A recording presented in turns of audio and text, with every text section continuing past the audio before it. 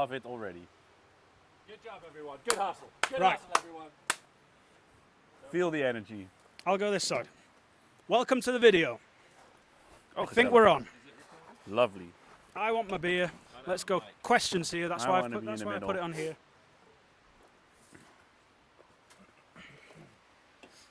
Right. Sit down. Hello.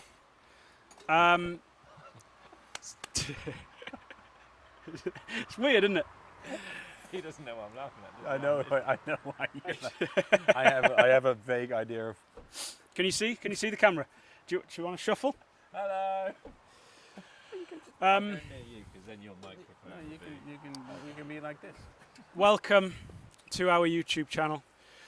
We took a video within about 2 minutes of being at AWSI show on the first day this year, and we stuck it up online because Wieger said we could do, and we watched the likes roll in. Freddie's ego was popping. Yeah. And very quickly we started getting a shed load of questions. Now we took this video quite quickly. We didn't really get Wieger to answer much of maybe some more normal questions. And we started looking at these questions and absolutely wetting ourselves because we thought some of them were hilariously daft. Some of them were useful. Some of them were obviously well thought out questions, but asked with no real need. So we thought we'd address it with a little YouTube video. I'm going to read through the comments. Wieger's going to Answer questions. answer the questions, and he and Liam can bounce construction stuff off each other. You should put that the other way. And this is supported by Foil Sessions app. Oh, yeah, apparently. This is now going to whisper Which in I the downloaded water. the Foil Sessions app actually. I have not yet paid the subscription. But you don't have to. You just use it free of charge. No, Anyway. because it's already asking me to. Oh, well, then You it's want to wrong. upgrade? You want to upgrade? You want to upgrade? It's free for a month. Do you want to explain? it's a Yeah. Do you want to system explain the first. Yeah. system? What it is? We'll explain it again because it's kind of in the short video. So the idea behind this is, well, the double track system that's in all foil boards, essentially the industry standard, was designed when foiling just started, and it was designed with parts that were basically laying around, which were it's essentially two longboards, normal surfboard fin boxes with a bit bigger T-nuts than you would get in your normal box, but that's about it. Luckily, after a few years of foiling development, at least we settled as an industry on the 90mm gap between the two, because there have been a few variations in that as well. But it's essentially never designed for foiling. The race foilers, of course, use the Tuttle box, which is a deep slot which you screw the foil from the deck, which comes from windsurfing. It was a mast, not a mast, a fin box. Also not really designed for foiling, although stronger than the two tracks. There's nothing that wrong with the tracks, apart from that it's actually a very inefficient connection to the board. There's a lot of extra reinforcement needed to spread the load from the mast into the board, and then also to accept that load inside the board. So we're talking board construction. Yeah, The inner workings both of the board board. construction and mast construction. And of course, with the 4 T-nuts, it's fiddly, it's a little annoying, and it can easily be simplified. So we set out to design a system that is a potential replacement. Of course, we know it's going to be hard to change the whole market, and as a number of the comments already suggested, like it's never going to work because people don't want to switch. That might very well be true, but it doesn't hold us from trying, because we think this is way better. Yeah, for those who haven't seen the video, I can't really show now because this mast is stuck, but essentially what it is, it's a foil track that connects to only two T-nuts, and the T-nuts auto lock, although the one that we have here, I can't, there you go. Who did that one up? Jora did that one, huh? No chance. No chance. No, I need a bar. That's fine. Because this one won't. This one is actually a prototype on a Cedrus mast, as you can see. So this is an aluminum insert that we had Cedrus make for us, so we can try the system now with different foils, all the different foils that we're used to. We don't have to kind of use the. So it's worth mentioning that this is a concept, isn't it? Yeah. You brought it to showcase. Ooh, hello. Interesting. This T-bar. both. One's too big, one's too small. One's too big, one's too small. Not gonna work. So it's a concept. Leave it. It's fine. Yeah. So, So yeah, it's purely I wouldn't even call it a prototype as yet. I think it is in a way because we have been riding it today and yesterday as well. So it works, but it's more to prove the system. what are the advantages, before we get into the questions then, because I think if we actually discussed why you've done this properly and the benefits of this system over another system, Yeah. it might address most of the questions that have been asked from a construction standpoint. Yeah. So what are the benefits of this system over your standard track system? All right. So the number one benefit is a much sleeker profile, much smoother water flow. Again, this one, of course, is not as smooth as the one we had at the show, which was pure carbon molded, the mast one piece. Much smoother water flow, so faster. It's one of the main reasons why racers use a Tuttle. It's smoother on touchdowns. It's easier to get going in light conditions. It's in general faster, so that's number one. Number two is that you don't, not necessarily, but you can make this connection stiffer than a twin track connection, and the reason for that is that it's a tapered fit. So on the sides, it's tapered in. So when you put the mast in, it sticks out a little bit, and you screw it down. And by screwing it down, you pre-tension the carbon inside, which stiffens it up essentially and makes the whole piece act as one piece. And then inside, we can connect this to the deck to make the whole board stiffer and the whole connection stiffer. It makes manufacturing a mast much cheaper actually, because you don't have to make that whole pedestal. You can just make a straight line, which also helps. You can do more extreme mast designs essentially. You don't have to make all those layers. You can layer it up more efficiently. It's much smoother. It's narrower, so you can do more extreme bottom contours because you're not stuck to this one flat piece. And with the twin tracks, you always need this flat piece of at least the 90mm spacing plus all the reinforcement. Usually ends up being quite a wide platform that needs to be dead flat in a section of the board where you might not want it. In some board designs you want it, in other board designs you do not. I'm saying realistically, this is like early on with it, so you haven't introduced too much of a shape. Yeah, we have in the other board. Yeah. This one is a little flatter. He's got something. If you didn't have, so this, as far as I understand it, with the taper, the way that it is, crikey, we've got MotoGP going past it.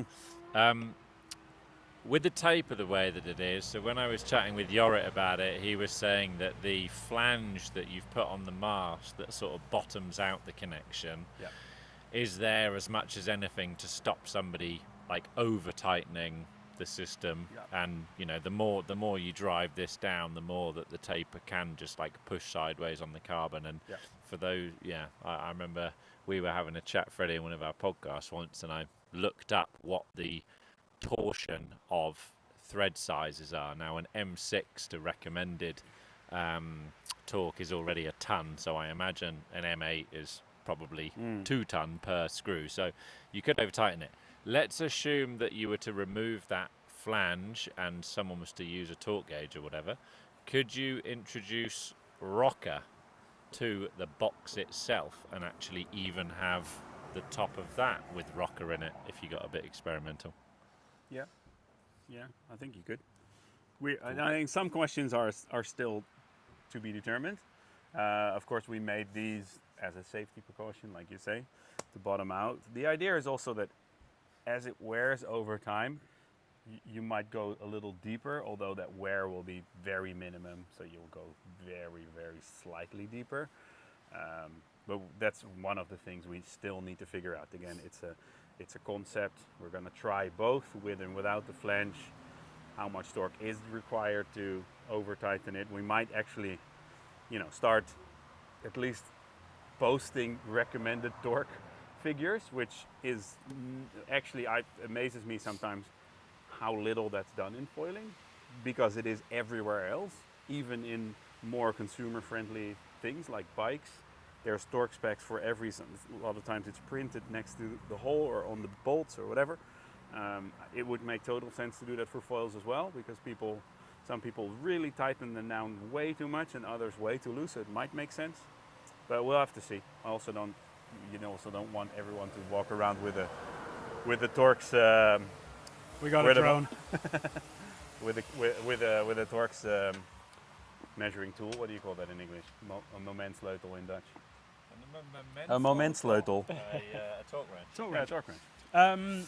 Why not just use a Tuttle box? Why would you come up with this stupid thing when you could just use a Tuttle box? Are we answering questions? Well, now? this is my first question. Well, Tuttle, I find extremely annoying having to screw from the deck. There is zero adjustability back to front. The Tuttle is in one place. You can shim it, but it's in one place, and that's where it is. Those are the main two reasons. The other thing is with a Tuttle box, masts tend to get really stuck in there, and you really have to hammer them out. And with this system, we have the reverse T-nut, so if you twist the other way, it pushes the mast out. So there's no need for bringing a mallet to the beach or whatever. My main idea with adjustability on the... he's going to keep trying, isn't he? No, it's the right one. It's just brand new. You buy a board with a Tuttle box. Yep. And you ride axis. And With a that's Tuttle box? with a This is Tuttle not a box. Tuttle box. No, I know. Oh, You have a board that rides for axis, Yeah. and then you go, axis sucks, I'm going to change to Armstrong, Yeah. or let's say duotone, Yeah. and you buy their setup with a Tuttle box.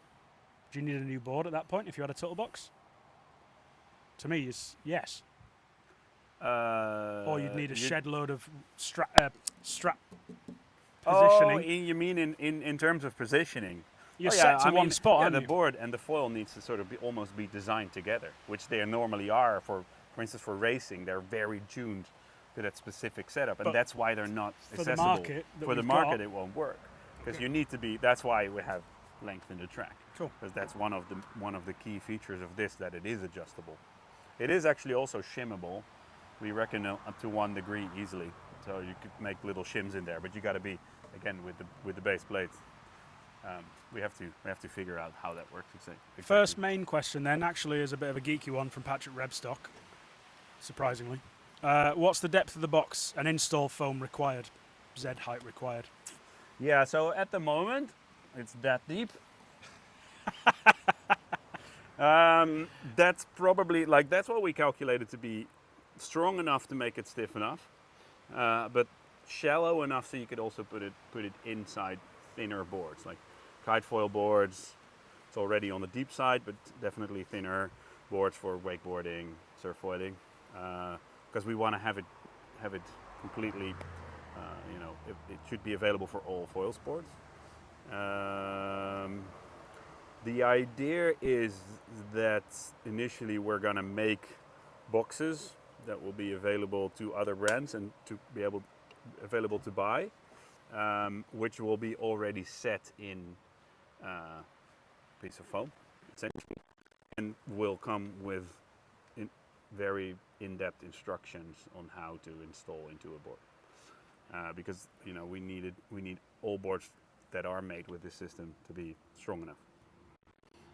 At the minute, Appletree, as far as I'm aware, Appletree track box reinforcements are very different to other brand track box reinforcements. So you just said, we'll sell the insert within the reinforcement foam to other brands for them to use. Will that be the same when you're building it into an Appletree board, or because of the Appletree construction process, will you have a different version, or is that TBC? It's too soon to say. It's a little too soon to say. A lot of these questions come back to that, don't they? As Yeah, well? probably. I mean, again, it is a concept. So yeah, some of the questions we cannot answer yet.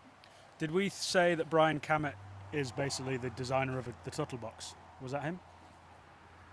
Cammett's made a lot of race boards, and I Right. think he's designed an adjustable Tuttle years ago, maybe. Because his question is just use. Well, it's not a question. Just use a Tuttle box. Why overcomplicate things? But I think we've kind of established that. we're actually not overcomplicating things. We're making things a lot easier and a lot more user friendly for the average crowd. I mean, we want to make this a new standard. It should also be available on like budget boards. It doesn't have to be carbon per se. Like, this is already an aluminum insert. It doesn't have to be carbon. It can be available on all boards. So I think we're simplifying things, and sometimes you gotta, take that step Okay. Keep thinking about amongst Exciting yourselves times. here. Yeah, just keep Exciting thinking. times. Things, There's some positive ones here, which I'm not bothered about addressing, really. That feels daft. I like a bit of Keep positivity in my scrolling. life. Does it hurt the board when you screw it? Yes. Which is what we've got to. Yes, it does, because there's a lot. You put a lot of tension on the box, and that's one of the things that is. The tension is necessary, the preload is necessary, but we have to design it into both the board and the box. Need to be able to handle the stress of being. Another one we might well have already addressed here. What's the track box look like? It's hard to believe this is strong enough. Yeah, we get actually a lot of people are asking, is it strong enough? And it's a little funny to me that people are like, oh, that's never strong enough. Just look at your foil connection on the other end of the mast. There's a very similar type of force being applied here as there is here. So you might be able to, I think sarcastically, you wouldn't fucking make something that's not strong enough to handle what you're asking it to do. I think the problem is people, there's just been a lot of issues with track box, or with boxes in general over the years. I think nowadays most brands have got it to a point where What are those issues? Because I feel like a lot of the positive aspects of this are going to address issues that the general public foiler is never going to have seen or heard of potentially before. No, but especially with older boards made by a lot of brands, the board is made from a really soft EPS foam, and then to reinforce the boxes they'll put a hard foam insert where the boxes are mounted into. And the problem that you get then is that because the foam is so soft that on the edge of the HD foam it will still crack and the whole box will still wiggle around. And I think that's the reason why people are asking, is it strong enough? Because, like I said, if something fails, a lot of times it is the box and not necessarily the part here, because most foil brands have thought about designing this in a way that is strong enough. I mean, also there have been some mistakes, and some brands had to update their system because spans were getting wider, was more and more force. You know, the first early low aspect foils, maybe 2 M6 bolts was enough, and just a small seated connection, and most brands have now gone on to making a full-on connection with 2 or 3 M8 bolts for a reason, because there's a lot of force applies. This is way thicker and bigger, so it should be a lot stronger. But yeah, you gotta be able to make a board that can accept that type of force, but that's exactly the same with tracks, because you still have to. It's just people are used to that platform and think it's needed for strength. It's not just look at the other end of the mast. Well, we don't like change. No. That's the important thing to remember. No. Back to your question, Freddie. I think, like Wieger said, the most I'm not aware of mast track issues in present day like there was 3-4 years ago, because that was when I was working in retail and would see some of the warranty issues and stuff like that. And there were some instances where maybe the reinforcement wasn't quite sufficient with an EPS, but a lot of the ones that I saw was actually quality control issues. Mm-hmm. They were often using laminates that weren't traditional. It wasn't just a case of putting in a heavier foam and then putting some fiberglass or extra carbon and that sort of stuff. Often brands would try and put a bamboo thing in there because that was part of their strategy, or because it makes it sound more eco or whatever, and by cheaper, and by using a slightly different reinforcement or different laminate that was maybe slightly more difficult to wet out with resin. Most of the ones that I saw, the issue was the fact that the reinforcement didn't have enough resin in it. Yeah, it was too dry. So I would argue that a lot of the ones that I saw back in those early days, again, this isn't really an issue now. I'm not highlighting something that people need to be aware of in all the different brand boards, but back in the day, it was often quality control. Next one's not so much a question, but a conversation point. I like this idea, and proposed with some CAD drawing as well 1 or 2 years ago. Was a bit afraid you would not be able to get a suitable weight to strength ratio to prevent it from cranking over under torsion. For me, the best is a Tuttle and adjustable foot straps, or this solution. This would also work well with a non-adjustable T-nut slot and adjustable foot straps, as it doesn't protrude the deck, so you can mount a slotted foot strap on top. This is something I actually noted down for us to chat about in the podcast. For anyone that's lasted this far, it might be worth mentioning that we do a podcast Wieger is Appletree. You distribute Appletree. I do nothing other than the podcast. So But you build boards. But yeah, I don't build boards. I have built a few boards, but just that, yeah, I'm more of the impartial one. This is something I put down as a conversation topic for the podcast because, yes, you can have a set mast position in a board, and yes, you can adjust your straps on the board to accommodate for your foot position relative to the mast. What I would say about that is that volume distribution on the board can have a massive effect on getting started, getting up on the water. You know, if you've not got enough volume on the nose, and power winging is highlighting this because it tends to pull you a bit more forward instead of like pulling you a bit more up like a wing might. And so if your weight's too much forward and you drive the nose down into the water, you're going to have quite an inefficient start. On the flip side to that, what power winging has done is power winging, to make it more efficient, has lengthened out a lot of the boards, hence the mid-length revolution.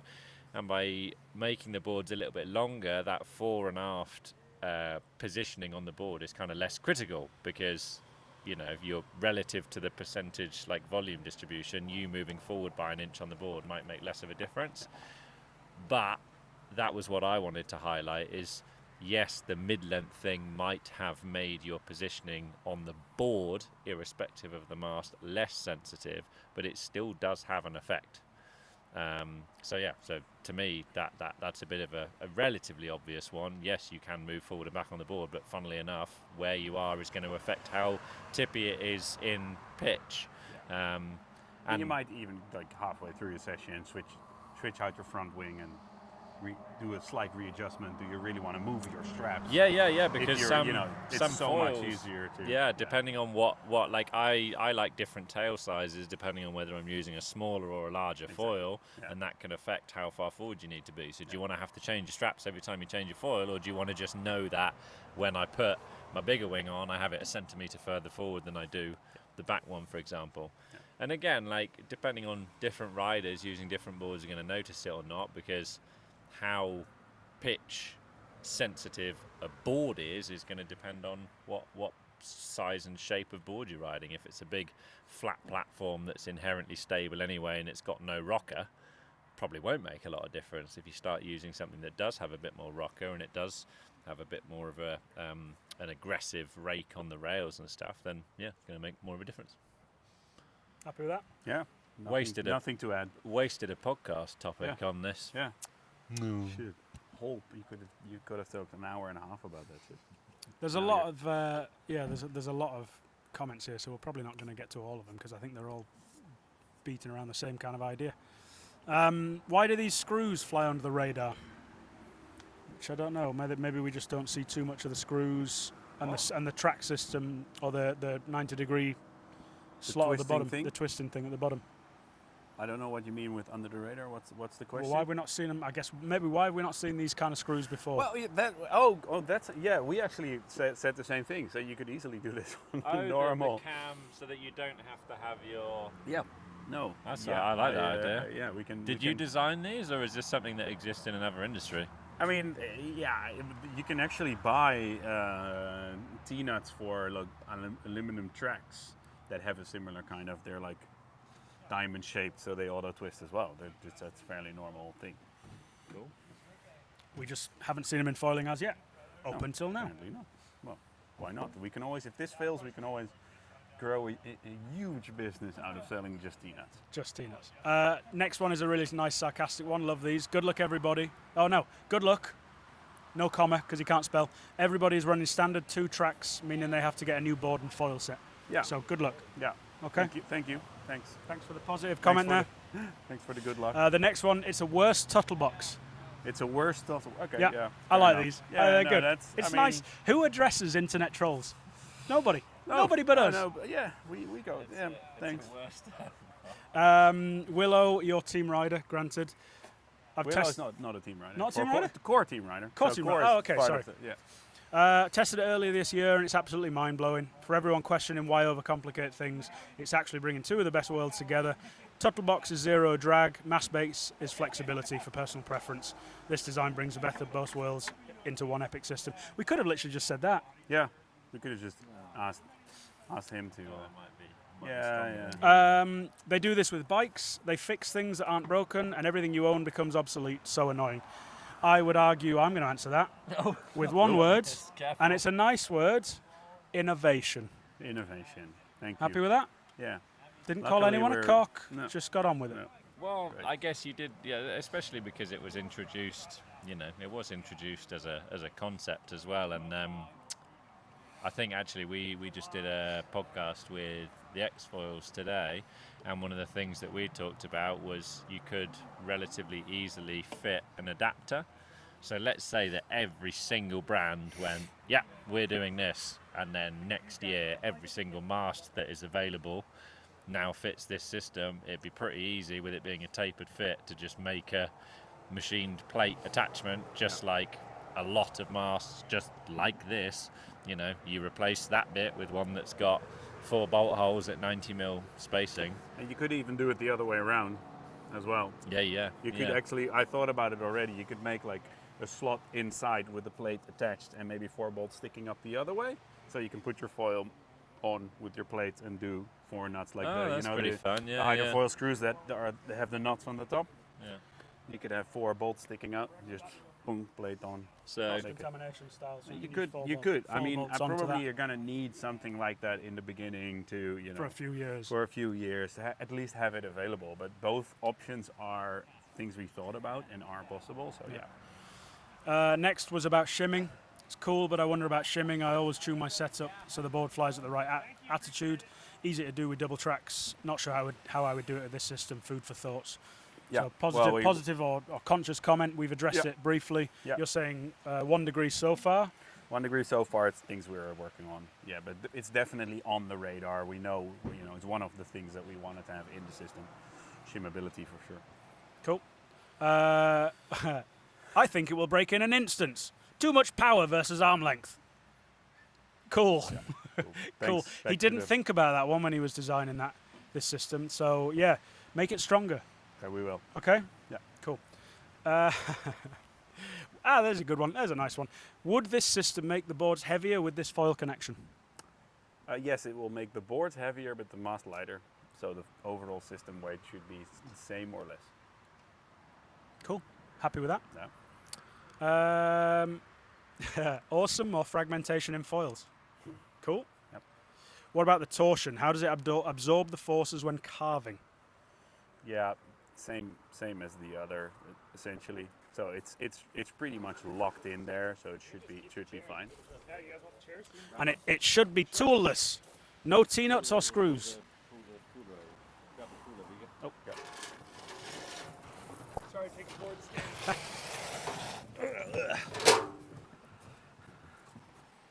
It should be. Yeah. It should. Yeah, I mean, some other people said it would be toolless would be a great idea. Something we can think about. No, we're still recording. Here's the You wanna designer. switch that over. You need this. Well, we're already we're switched live the on chair, video. so we're still recording, but no one cares. Just gonna grab another board. Oh, look, it's the same. you've managed to make 2 that are strong enough. Yeah. And you've been riding these and they haven't fallen apart? Not yet. Crazy. Yeah. This is Yorit, the designer of the system. Wieger and Yorit are brothers. They both run Appletree together. I hope you like his bum in the shot there. Slightly different design, Yep. but I think the main thing for us, We're just gonna keep going. We're it's just a gonna concept. ignore everyone disturbing our video. well, it's a concept. Yeah. It's a concept, so it's going to change, isn't it? You can already gonna see you've change. got some more shape in the tail here. Yeah. You mentioned already that this is going to change ever so slightly as the board evolution changes. Just carnage. Absolute carnage. Anything else you want to mention? No more comments. No more comments. Well, I can't really figure Oh, out. we were still talking about the toolless thing. Yes. Yes. Toolless, maybe. Could be an option. The thing is, you do have to put quite some torque on the bolts to get to that preload in the carbon. So you could make something that sort of twists and falls down like you have on bike wheels. I don't know if you can consider that fully toolless, but yeah. I don't know if with a very simple click thing you can apply enough force. Maybe. Also, why does it need to be toolless? Nothing else is toolless, I mean, apart from the old one lock. Yeah. I mean, That's a nice aspiration. Nice aspiration for the yeah, future. we're definitely thinking about it. But again, you know, it might be something that we supply the track, and like the whole idea is that we're gonna, you know, it should be sort of almost open source where we license the tracks, but we let people design their own musts. So if someone comes up with a system that locks in toolless, that's also fine. So we might come up with something, some other brand might. A solution for a non-problem? I think we've addressed that already, but I just enjoy reading out these sort of comments. Again, I don't think, I mean, it's not necessarily a problem, but yeah, evolution, things, there's better solutions. I can sympathise with that sort of thing in a way, in that it depends where you want to prioritise your solutions. Like, you know, the reality is, as soon as you're up foiling, and if you're not touching down and you're not hitting the water very often, like, yeah, there will be a slightly reduced amount of drag when you're on the water, and so you will get flying a little bit earlier inevitably. But let's assume that you've reinforced the hell out of a pair of mast tracks, and you're getting a really good feeling out of that, and you're riding a board, as we've talked about, that by design has a big flat area anyway. There is fairly limited. Oh, the Amazon van's going. He's definitely done that on purpose. Yeah, then there is relatively limited like advantage to this, and I can see how if you were a consumer and your focus was, oh well, I want my foil to be better, or like whatever your most critical issue is in your personal setup, you're going to want that to be addressed first. And I'm definitely someone, like for example with the power wings, you know, there is inevitably going to be 2 years, 3 years of rapid power wing improvement. If they don't get massively beneficial, I'm not going to be overly bothered, because I was really lucky and I got a pocket rocket first, and they're a really good one, and they go upwind, they pack away, and I can do power winging, and I'd love it, and I'd carry on doing it whether or not the power wing got better, if you know what I mean. Yeah. So like, I can see why someone would go, oh, it's not a problem to me, or it's not a significant enough thing to warrant major change. Yeah. However, you're a board builder, you know, so what are you going to focus on? You're going to focus on making boards better and making the bit that attaches your board to the other thing better. So this is going to be the bit that you'll improve, and then the foil manufacturer is going to do the bit that they improve, and Cedrus is going to try and focus on masts. And because of the fact that it would be so easy, even if the entire industry did go down one route, it would be so easy to create an adapter that goes into a mast plate. That's where I'm a bit like, well, doesn't really matter anyway, does it? Like, does that make sense? Yeah. No, I agree. So I can sort of all I'm saying is I can sympathise with the frustration, and I guess this is the issue with like Instagram and stuff nowadays, isn't it? You put a bit quick comment up, and it doesn't necessarily reflect what you actually mean, because you've put 10 words when you might put 40. I think the comparison with Power Wings is actually quite good. I mean, the first comments on Power Wings were exactly the same. It's like, you know, not necessary. They can do that with a wing. Blah, blah, blah. Yeah. It's just cool that we get to address it. Yeah. If nothing else. Yeah. Exactly. Those are the main kind of questions. The rest of them are just all the same kind of thing, which I think we've addressed. As a board builder, exactly that. You're addressing the issues that are in your line of work. The consumers are the ones that are commenting. Is not it's not the problem. It's not the trouble. You know, we get annoyed at what we get annoyed at. But like you said, we're buying so much kit every year to start different disciplines and different boards for different locations and anything like that. This is just a further innovation. I would argue that nothing that, I mean, I might be shooting myself in the foot, but we've definitely not gone backwards overall. There might have been the odd product that's kind of come and gone and not shown its face, but realistically, we've talked about how good the bloody kit is from the show this year and that we all ride ourselves. We've definitely grown forwards, jumped up levels since foiling started. And if this is something, it's something. If not, it's not. If I just thinking, you know, I'm thinking on the impartial, trying to be critical on purpose kind of thing. A query I would have is, would you make this available to hobbyist board builders? Because let's say that the entire industry does adopt it, then if you're making a board, you kind of need one. Yeah. And at the minute, I wouldn't mast see tracks, why not. I guess the only thing I would like, because if by doing so, you would kind of have to give away how you do the internal reinforcement. Like at the moment, you just buy mast tracks, if we're calling them that, even though they're basically just thin long boxes. But does that matter? You can buy mast tracks pre-cut into a piece of foam. You can. And I mean that kind of already shows what brands do to reinforce them. And if you go to like Facebook board builders page and stuff, there's hundreds of people sharing ideas with carbon rods and whatever kind people come up with. So I think that's cool. I think there's a lot of innovation. I started as an amateur board builder in my shed, and so did my brother. So we come from that, and we want to keep supporting that 100%. So yeah, I don't see why we won't make them available.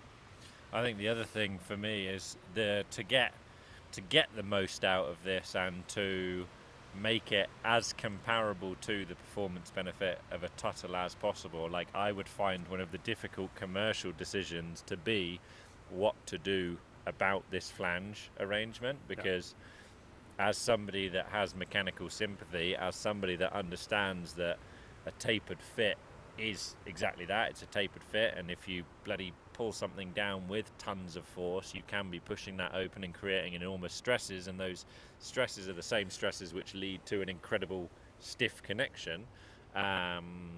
If you've got mechanical sympathy, you don't maybe need that flange, and you can get the most hydrodynamic connection system. So yeah, I can see how that's a tricky commercial decision, because if someone always uses a torque wrench or does it nicely, then you don't need it. But on the flip side, you kind of need something that's maybe, I don't know what, 1 millimeter or 2 millimeter too high, so that it prevents them from really overdoing it, but does allow for it to make sure it's still tight under wear over time. Again, something where it's a concept.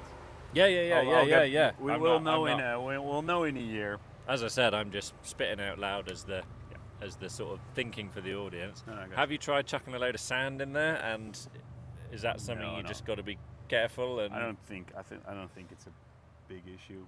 But, are you do you install your plate mount with a bunch of sand in between, or do you first wipe it? I give it a wipe. I've seen every end of the spectrum. Yeah. It will scratch everything up. But. I'm excited to see the bottom shapes. It's just really important, Freddie, that if you don't build it strong enough, there will be problems. Yeah, but it's exactly the same with tracks. So hopefully we've addressed everything. Yeah, if you have more questions, pop them down here. We'll make a part 3. Oh, maybe at some point. Right, like, comment, subscribe, hit like, that comment, bell. subscribe. What else you say? Exactly. Hit the bell Yeah, so you don't miss a YouTube. video. Thank you very much. Thank you very much.